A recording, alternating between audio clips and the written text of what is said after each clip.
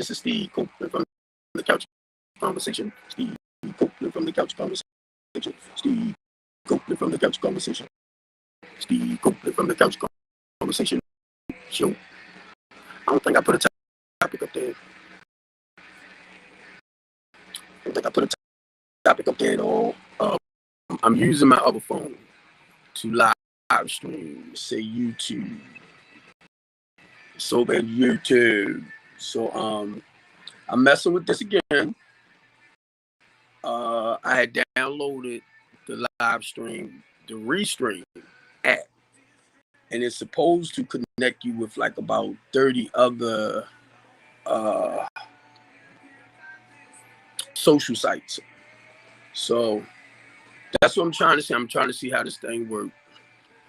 I don't have a lot to talk about, but I figured I wanted to come on once again and play with my live stream, see how this act. I know it broadcasts to Twitter. I know it broadcasts to my YouTube. It broadcasts to my Facebook. Because somebody wondered, did I stop using Facebook? But my whole goal is to be able to come on and share on here, right? And for it to go out to other channels. But anyway, for a lot of y'all that don't know me, I'm Steve Copeland from Strengthening the Community. What we do, or what I do, for several years now, my whole goal is to help our low to income people in Baltimore City. Those that want to move forward in life, your life fell apart. Say like your life fell apart and you became homeless, or you stuck in somebody's house. They don't really want you there. They treat you like trash. So most of the time, you might reach out for the extra help to help get your life back in order. Well, a lot of people will call me for that extra help, and I will share with them, or I'll listen to them to like see what's going on with some things like that, right? So I can get an idea, which is like an intake. So I can get an idea of where to send you at. Now, I personally don't have no, say, organization that gives you mental counseling and stuff like that. But because we have a wrap-around service, every group or people that I deal with, I try to find out what type of work they do. So that way, if you need somebody to help you find an apartment or just a room for the moment, you and your kids, because you don't have no money, you're trying to get your life back together. Like I said, I'll listen to you, I'll talk with you, and I'll point you in the right direction. That's basically what I do. My vision is to rehab and revitalize houses. I was talking to a realtor one day, right? And I'm trying to use the fancy words. And he said, it's just flipping houses. I'm like, okay, make it simple. But anyway, my goal is to work with people that, I guess say the world trying to shine. But my goal is to work with people who don't make a lot of money. They don't make a lot of money to pay your $1,000 rent or your $800 rent. So the whole goal with people that's making between 10 to 15. And that's the way I kind of look at it. We want to put you into a low, moderate income house. So my goal is to work with like Section 8 housing, all of that, so that we can find stuff that will suit you. But now, understand these programs are not for you to be there for the rest of your life. So once you get into like a Section 8 or get into certain other budget programs, it's for you to become established and then move on to the next step. So some people need counseling, to help them put their life back in order, because for whatever reason, it could be personal issues from your past that cause you to just become truly unresponsible in the here and the now. I'm just use that as an example. And your life will fell out or spiraled out of control. And sometimes with some people, it's not something that you planned. you didn't plan to become homeless, or you didn't plan to not be able to afford to live a decent life. Now, the way I look at it on a personal note, we know they gentrified in Baltimore City, but believe me, they're not going to gentrify all houses. So some of the people that I deal with and I talk to, I want us to like reiterate that Black Wall Street, you know, build in the Black communities where we can have our own stores. And I'm gonna tell you, it's possible. In case some of y'all say, "Well, that's not possible. That's gonna happen." That's no, don't even think like that. Don't even go there. Don't even go there. Because my friend Bree Jones, somebody just helped her, an investor, with 90 properties in the inner city. So don't never tell me what can't be done. It's just finding the right people that's willing to help you, you know, do what you want to do to move the city forward. And I am so proud of you, Bree. When I heard that, first thing that hit me, I'm in line next. You know, I'm in line next. She's been doing it a little bit longer. I met her and she was telling me, sharing her vision and her dreams with helping the low to moderate income people. I looked at a video that Bree did with Antonio Hayes, because we have to create certain bills where come on, why my phone ain't got your stupid today. Where you know you have to write certain legislations that will help more of your low to moderate income people to be able to afford these houses, to be able to get into these houses. The reason why I say low to moderate income people, because if I say your average monthly income, see, when they built those $200,000 to $300,000 houses, that's your average monthly income houses. So basically, I will keep saying this. Somebody told me stop saying it. I said no, I won't, because number one, we have a lot of people that's paying, like making $10 to $15. I'm just saying, I'm just throwing it in. That's making that type of money and trying to pay $1,000 rent or $800 rent. Why can't we create houses for them where we could put them in and their mortgage won't be no more than $300 to $500 a month? Now, with the gas and electric, the water bill and stuff like that, now that can equal back up to $1,000. That's not bad, because it's like paying that one bill with that $1,000 or with that $800. So if they struggle with $1,000, bring it down towards the mortgage. So now this has been a vision of mine for the last, God gave me that vision for the last few years. And people that knows me know that that's where my heart and my mind is at. That's where my heart is at. Towards helping a lot of our low to moderate income people that it seems like the world just turned it back on. I am not going to bash our political leaders, because I've done it a lot. I am considered as the most hated man in Baltimore City, which I ain't worried about that one. The most controversial man in Baltimore City, I ain't worried about that one. Because the reason why I'm saying it, y'all, because my whole goal is to fight for our less fortunate people. Not just like impoverished people. I don't like a lot of things that's going on with our Black people, as far as some of the laws that they create to hurt our people even more. So as a member of Communities United, I was on the board, I stepped down off the board. But the reason why I joined Communities United is because I'm fighting for the democracy of Black people. And when I joined this, I didn't realize at the time that I was actually doing the stuff that Martin Luther King and them fought for, our civil rights, equal rights, constitutional rights.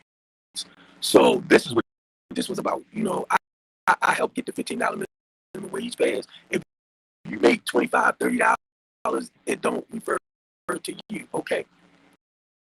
It doesn't. So we're not talking about you. If you're making a good amount of money, we're not talking about you. We talking about the low to moderate income people. So people like that, I know, because they need to do this, they need to do that, was so true. But guess what? You have to have programs in place, even when come to turning their life around. You got somebody making $10,000 to $15,000 an hour. You get them into our program. Our whole goal, suppose you have a vision to be a chef, or you want to get a professional job. That's what I'm trying to get you on. But I drove tractor trailers, and I made some good freaking money. So you can't never tell me. I came out of school in the 10th grade. You can't never tell me that I couldn't make money. With the way I live now, and I was one of those statistics where I should have made what I made, but I always had that business mindset. So I did trucking, and last year I retired from trucking. But right now, I got a box truck, and with that box truck, I get donations. The box truck was donated to me, so I'm getting back to where I was talking about, like, helping the homeless and the less fortunate people. The box truck was donated to me. I try to keep it up as much as I can. I put my cash app from time to time, my first and last name, Stephen Copeland, 59. And I try to get people to help, mainly when it comes to fuel and stuff like that. But anyway, or repairs.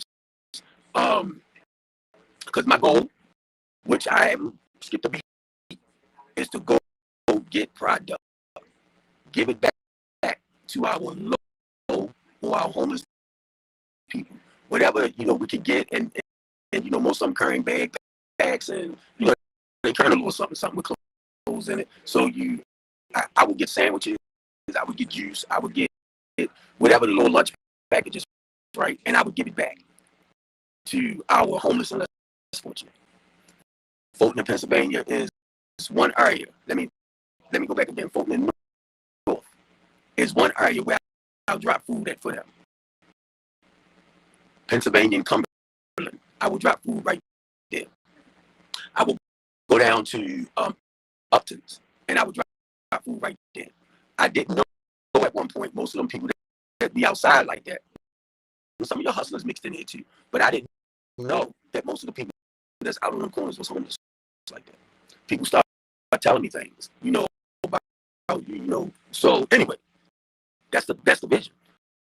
Once I see where the need is at, I'll go. And at one point, I was going every day between 4 and 5. I'm put it like that, right? Monday through Friday.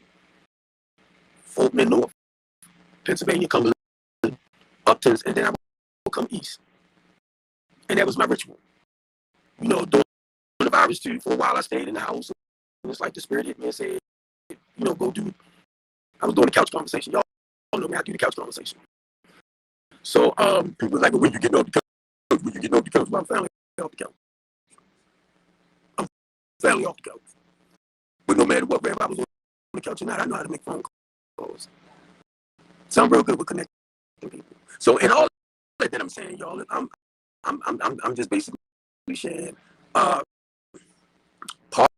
of my vision. I just did the LLC with strengthening the community. It's on Google, it's on Facebook, it's on YouTube, it's on Twitter. I'm looking for volunteers. I'm looking for support. If you have like stuff that you want to give away, call me 410-949-0304. 410-909-0304. And if you want to meet me or you're not too far, I have no problem coming with the truck to pick up whatever you might want to donate and give back to the community. I have another number, which I actually use as my business number, and that's 443-473-2518. That's 443-473-2518. I had a guy call me the other night from Chick-fil-A. If I pronounce it wrong, y'all, I do that. No, but the guy called me. He said he had a whole big bag of food. Now, mind you, I'm sitting up at the hotel, and it's like 11 o'clock at night. So I'm like, we shut down at 10. Gates locked and everything.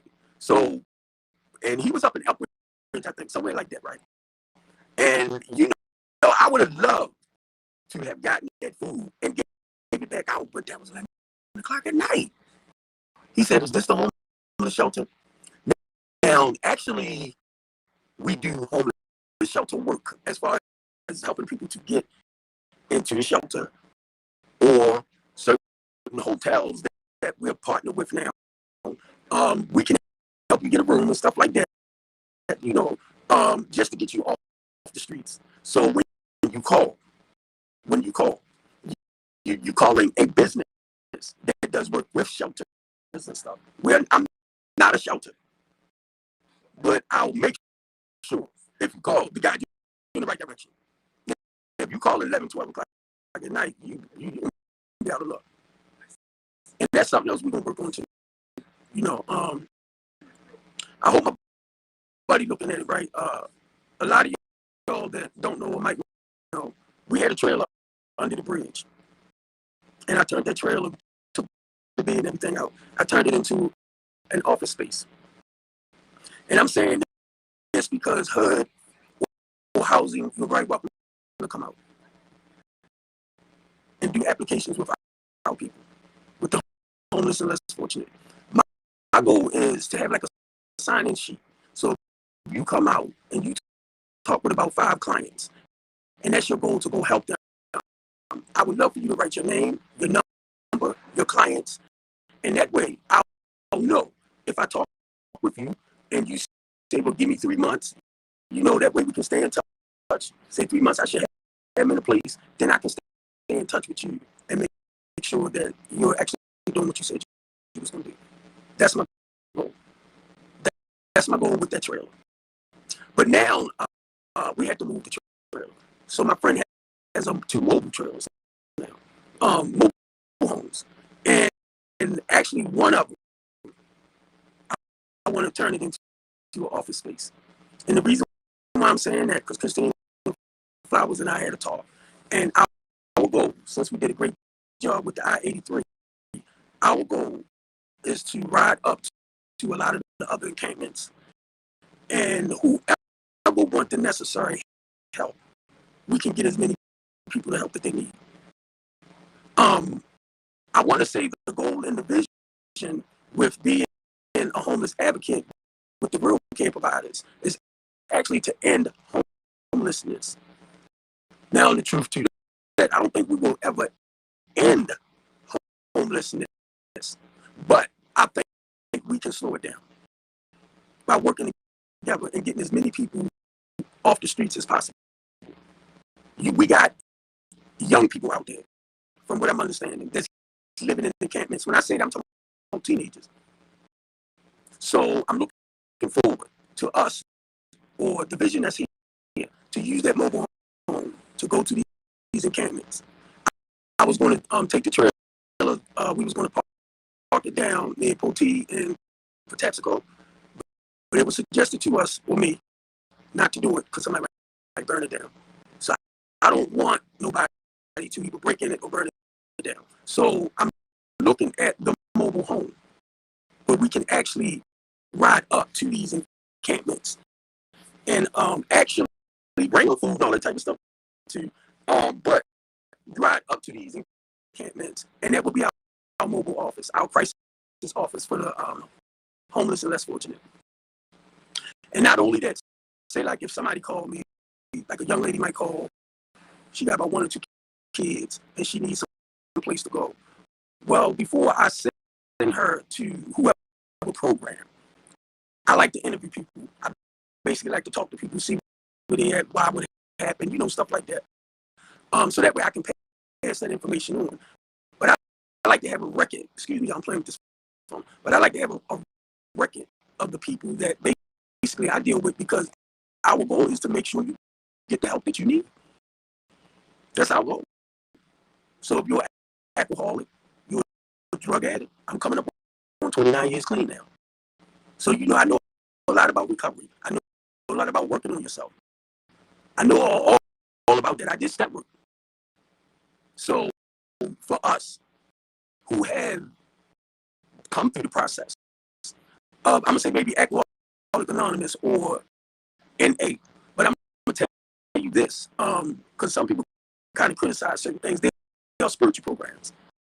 So the things I had to do was build that spiritual connection with God again by living by some morals, values, and principles, rather than going out there robbing and stealing and taking from somebody else. Teach people how to work for the things that they want out of life. Teach people how to budget their money. I had to learn all this stuff. I always had a job, but I had to learn to be more productive and responsible. So that's my goal with working with people, is actually, when we talk about changing the quality of your life, we talk about that stinky thinking, stuff like that, going off of that ghetto mentality, because we do grow up. Keep that in mind. We do grow up. I am not the evil, nasty dude that I used to be before God came into my life. I was one big, evil, nasty dude. Mean. Realize I ain't like me. I thought I loved me, but I didn't like me. And I was sharing with some people the other day, right, that when you caught up, and I don't know who might see this, but stop thinking, when you caught up, let me just say that, when you caught up in that ghetto mentality with the hustling and the drugs and the, weed and the partying, and when everybody around you doing that seems like the norm. It seemed like it's normal because everybody around you do it. And the people that wasn't doing it, they was like geeks and coons and all that, right? So when I got clean and I happened to look back, I was like, oh my God, I did not realize on a daily basis I was committing suicide. And not only that, on a daily basis, because I hustled. So I'm letting a lot of y'all know who wants to be the kingpins. I didn't realize I was killing my people. It took me to get clean to see that. And when I look back at it, man, it's like, you might have a mother on social service. She's spending the food stamps to come and buy your stuff. You ain't really worried about the kids that she's supposed to be taking care of. Now, mind you, I ain't think of none of that. It was more about getting the money, stuff like that, And now that coming up on 29 years clean, I can't believe it. I was like a dope fiend, but I'm gonna tell you, I always was productive. Somebody asked me one day. They said, "What made you stop?" I said it was getting to the point that it was starting to take more and more to mask whatever feelings, because we running from something. Most people that get high running from something. They trying to duck, right? So it was beginning to get more and more for me I had to use more and more to kind of mask them feelings, not feel that stuff. And it just got to the point I yelled out. And I mean, I yelled, "God, please help me." And I ended up going to Total Health Care Program. And the lady said, "You need to leave that stuff alone and look inside of you and see what's going on with you." And I'm like, "How you do that?" Now listen to what she said. She said, "Leave it alone. And you got to look inside and see what's going on with you." Now that clicked in later when I really got to sponsor, when I started doing the work on myself. I have no problem right now. If you invite me to speak in front of the President of the United States, that sucker ain't no better than me. He's human just like me. I will sit back and I will share. I will talk about the ghetto lifestyle. And I will talk about the transformation of how I came up out of that by the grace of God.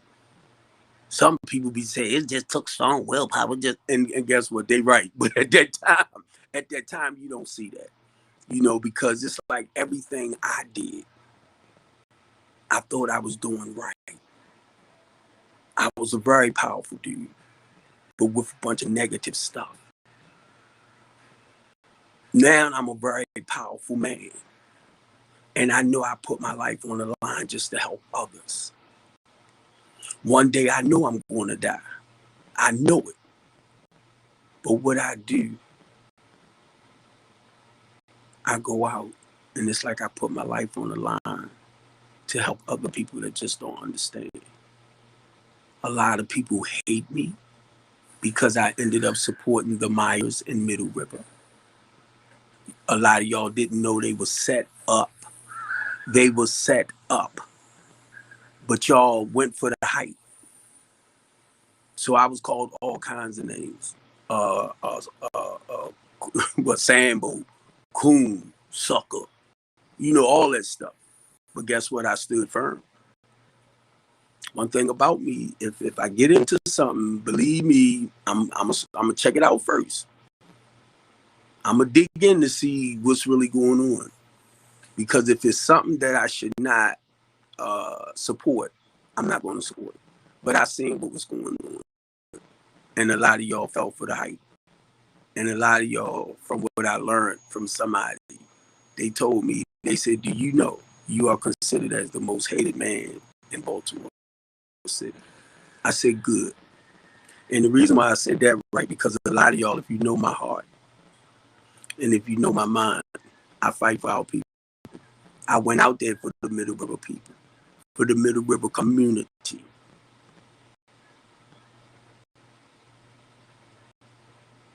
That's what we do.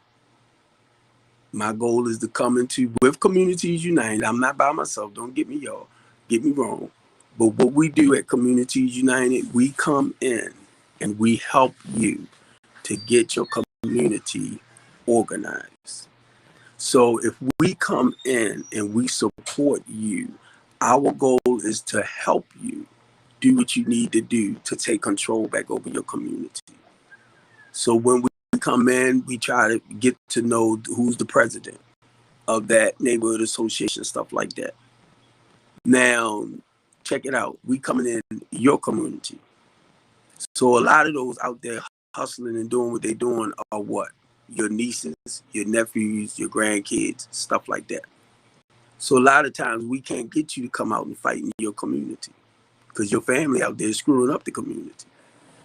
That's why sometimes I say, men, go get your daggone kids. I'm trying to watch the language off. But as far as cussing wise, they are our children. And I try to encourage and motivate black men to step up to the plate. When I got clean, my oldest was 4 years old, so she didn't see none of that. My 20-year-old, they didn't see none of that. My 18-year-old, they didn't see none of that. So what I feel good about, because of the life they live in, there's a good chance they might not ever pick it up because they didn't see it around us like that. So I had to learn to walk a certain way of life, not just walk the walk, but when I talk to my kids, I had to actually match my words with my walk because they watching us. They watch us. You got so many people that call themselves working with kids, but then their mind and their hearts is in the right place, but they feed them ghetto stuff. Because if you don't know nothing different, you can only give them what you got. You can only give them. And guess what? For a lot of people that have programs like that, I don't touch it. I just know if you come in my way, my goal is to make sure the quality of your life get turned around. But it takes work. If you want to help, you got to change that old ways of thinking. You got to learn to separate yourself from people, places, and things. That's family and all that too. You have to become selfish about getting yourself together to become selfless. Because once you become selfish, that means you consuming everything for yourself. It's all about me. It's all about me. It's all about me. It's all about me. But then once it become all about you, and you realize it's not really about you, it's about you out there helping other people, bringing them through the process. That's what I do. Now, I did a show with Steve, and looking at the time, because I don't want to make this too long, but I did a show, and Steve said, Steve called me the most controversial man in Baltimore City. Just because I fight for y'all. I fight for my people. And guess what? When I say my people, not only black people, because it's white people getting taken advantage of just as well as us. We just holler the most. You got your Mexicans that's getting taken advantage of. You got your Indians or your Native American, and they're getting taken advantage of. You got your Hispanics getting taken. Y'all, but guess what? We will go into that phase of poor black people. Once you learn we're not the only race that the hierarchies tend to go for. Why? Because your multimillionaires and billionaires pay a lot of taxes for a lot of those government free programs. That's where their money goes at. Even my money, to help the less fortunate and stuff like that. So they came up with a plan to try to get rid of as many people in society as they can. Read up on it. Read up on it. Your young black men are real fertile. They real fertile, so they produce real quick. So between a certain age and stuff, when they out there and they starting to do the willy, right, they know 9 times out of 10 a baby gonna come. And if it's a younger female or they not married, the female gonna be stuck with maintaining that child. Health and welfare. Y'all didn't know that? So that's why a lot of your conservatives wants to get rid of a lot of the free programs. It's causing them money. Now you got the virus. Let's reduce the population. Remember when it first came out, they started with the white people. And then all of a sudden, it's attacking the poor inner city blacks or the black people. Because it's designed to actually wipe us out. And when I read up on stuff like that, I realized it's not only the black people. It's not. It's your low to moderate income people. People that rely more on the state and the government, handouts and stuff. That stuff costs money. And they got to get it from somewhere. So I had to dig in and I had to learn a lot. So I'm going to get ready to go. I love y'all. And like I said, the whole reason why I came on here, I wanted to share a little bit with y'all. I try not to come on as much as I used to. I'm not trying to cut people down and be nasty like I was before. I was already in that space now, don't get me wrong. But then when y'all told me take my hands out of stuff and God gave me a sense of peace, it was more like, Steve, do what you can, what you can't. Don't even worry about it, bro. I don't never, ever, ever, ever, ever want to step in God's way of doing stuff. Because sometimes as people, we can make it all about us. Not realizing we're doing it for God, but it can become me. So my thing is now is to move in silence. Not to come on here as much. But I do want y'all to know some of the great things that we are doing around in Baltimore City, you know, to help our people. I do. And I don't want to do 2-3 hour videos and coming in here just, I'm trying to think of it when you don't have really nothing to talk about. Or you go from here, you go over there. And I'm trying to watch all that too. Like rambling. I'm trying to watch all of that. But I felt the need to share a little bit of what we're doing as homeless advocates. I joined Christina Flowers. I went to Christina Flowers for a lot of y'all that want to know why. And I told Christina, I said, I feel like God has guided me to you to work with you. Now, mind y'all, I was helping people anyway, families and stuff like that. But I went to her and I believe God is telling me to work with you. And I told her I will humble myself so we won't clash. Christine is just like me. We too strong, well-minded, and can be arrogant son of a sea biscuits. So I put you out she put you out. Y'all know I don't play. So basically, what I had to learn, and I think a lot of people, because they prayed for me, and what that did, that taught me how to be humble. And I appreciate it. I'm serious. I appreciate it. You know, I don't want to run help away, if you understand what I'm saying. What Christine Flowers, what I do, what the organizations or the companies that we work with, like New Wave, Healing Minds, Oh God, I'm sorry. I'm trying to get that HMWC, Healing Mind Wellness Center, right? These are a group of people that works with like your alcoholics, drug addicts, slightly mentally ill, because the whole goal is to get you on your medication, help you learn to function. And we had a guy that's down there, and he's like too far gone. So there's nothing they can do with him. So our goal now is take him to the next level of mental health care. Now I'm asking professionals, like, once certain things is out of their hand, I already know. But once they got the paperwork, like the letters by their name. But as a person that done work and sponsored so many people, men and women, you kind of know who you can help and who you can't help. And one guy is out of their range. And I didn't know that he wasn't supposed to came back, because they want to transfer you, so he couldn't stay. Too many people are afraid of him. And I understand, because I was one that would talk to him. And,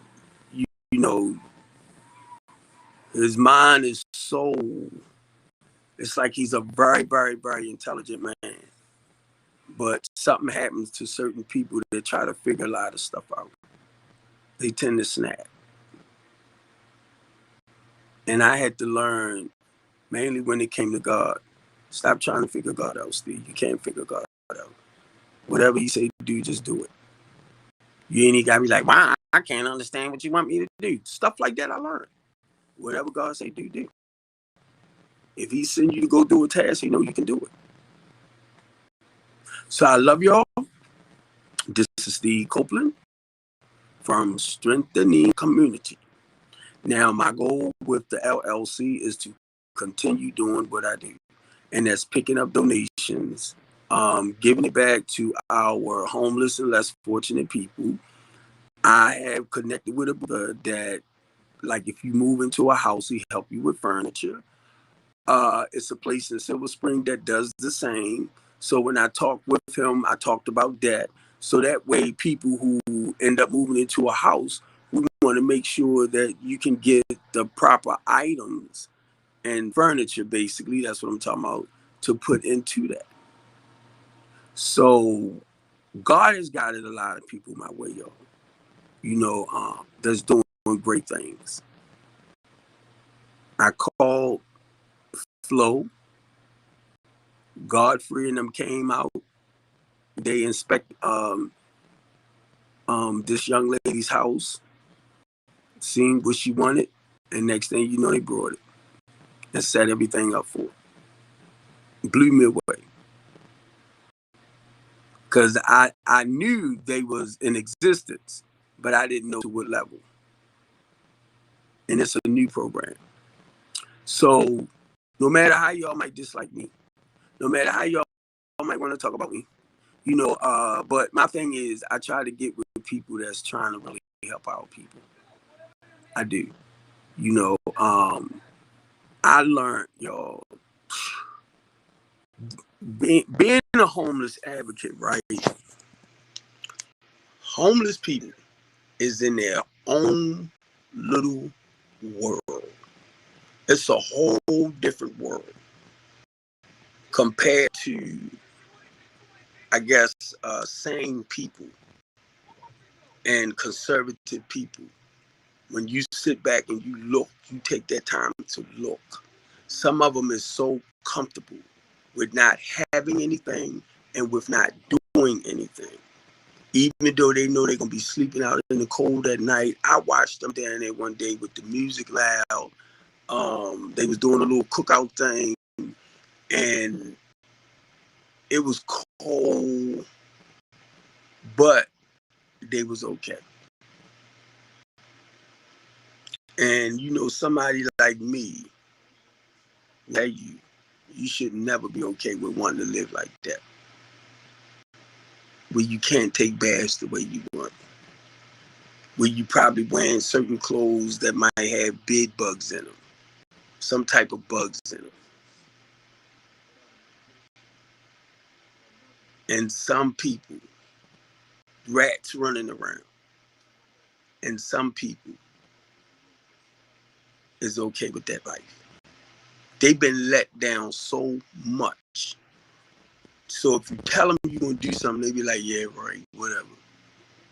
Because they've been disappointed so much.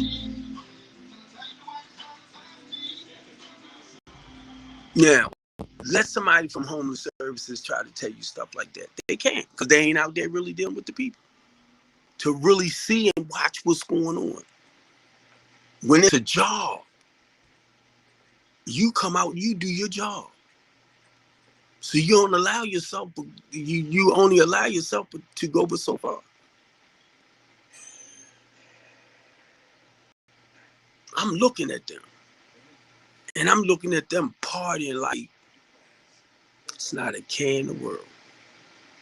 One young lady, I think Christina got her somewhere. She, I said, I was trying to make sure she got somewhere to go. But what I understand, Christina got her somewhere to go. But the thing was at the time, what you gonna do when they fence this off? She said she'll just sleep outside the fence. I was like, wow. Wow.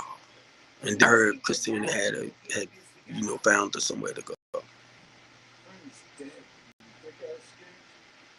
And I'm sharing this, y'all, from my personal experience of what I see.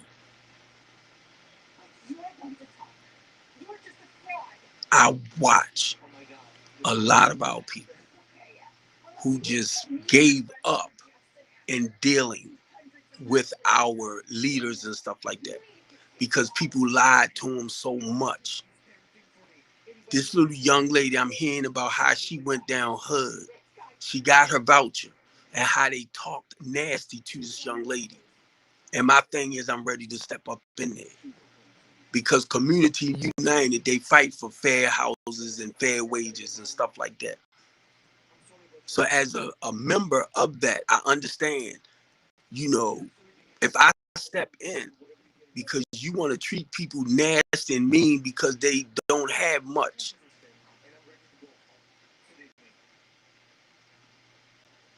So it's basically to let you know, you're human just like them. And it could be you. And my thing is, why you feel like you need to piss on people. Is that a good word to say? Because you can. And a lot of people will do that. So I love y'all. It's been almost 45 minutes. I love y'all, and I'm out. I'm going to look back over this, and I hope it looks pretty good because I do want to send it around. Don't nobody have to look at the whole 45 minutes, but I'm just saying. I love y'all. It's going down. And I think I seen 3 eyes or somebody looking, but I think the few that did show up to listen to what I was trying to say.